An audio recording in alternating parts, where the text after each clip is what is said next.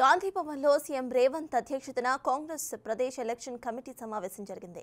MP అభ్యర్థుల విషయంలో సభ్యుల అభిప్రాయాలను నేతలు తీసుకున్నారు. ఇక ఎంపిక చేసిన అభ్యర్థుల జాబితాను కాంగ్రెస్ కేంద్ర ఎన్నికల కమిటీకి పంపబోతుంది. 15 లోక్సభ స్థానాల్లో గెలిచే అవకాశం ఉందని సీఎం రేవంత్ రెడ్డి చెప్పినట్లు సన్నిహిత వర్గాలు తెలిపాయి. కాగా 17 ఎంపీ స్థానాలకు 309 మంది అభ్యర్థులు దరఖాస్తులు చేసుకున్నారు.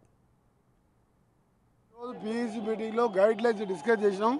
అందరికీ 300 అప్లికేషన్ వచ్చిన అప్లికేషన్ లిస్టు ఈచ్ పీఈసీ మెంబర్కు ఇవ్వడం జరిగింది. వాళ్ళు దానిలో మాకు ఉన్న ప్రియారిటీలు క్యాస్ట్ పరంగా, సామాజిక పరంగా, వినబిలిటీ క్రైటీరియా, క్యాస్ట్ క్రైటీరియా తీసుకుంటూ గెలిచే అభ్యర్థి టికెట్లు ఇవ్వడానికి రేపటిలోగా పీఈసీ మెంబర్లందరూ కూడా ఇస్తాం. తర్వాత దాన్ని సిఈసీలో, సిడబ్ల్యూసీలో పార్టీ హైకమాండ్ నిర్ణయిస్తాం. అవన్నీ కూడా మీకు చెప్పే విషయాలు కాదు, మీరు అడిగే విషయాలు కాదు.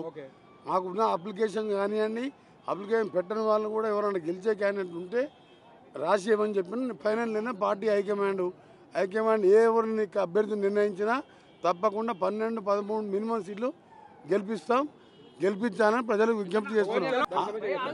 దానికంటే ముందే దాని తర్వాత మా ప్రోగ్రాం నల్గొండలో ఉంటుంది. కొన్ని స్కీమ్స్ లాంచ్ చేయడానికి మా గౌరవ ముఖ్యమంత్రి గారు కూడా నేను రిక్వెస్ట్ చేశాను. ప్రియాంక గాంధీ చేతుల మీదుగా నల్గొండలో జరిగే బహిరంగ సభ చూడండి.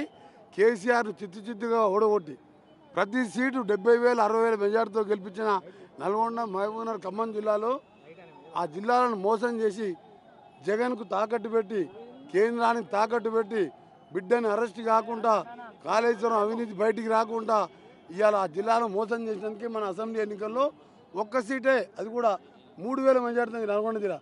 అలాంటి జిల్లాకి రావడానికి సిగ్గు ఉండాలి కేసీఆర్. చెప్పులు చూపించిన వానికి ప్రజలు మన ఎలక్షన్ చూపించారు, రేపు పార్లమెంట్ ఎలక్షన్ చూస్తారు. ఆ తర్వాత ఆ పార్టీ 4 ముక్కలు అవుతుంది.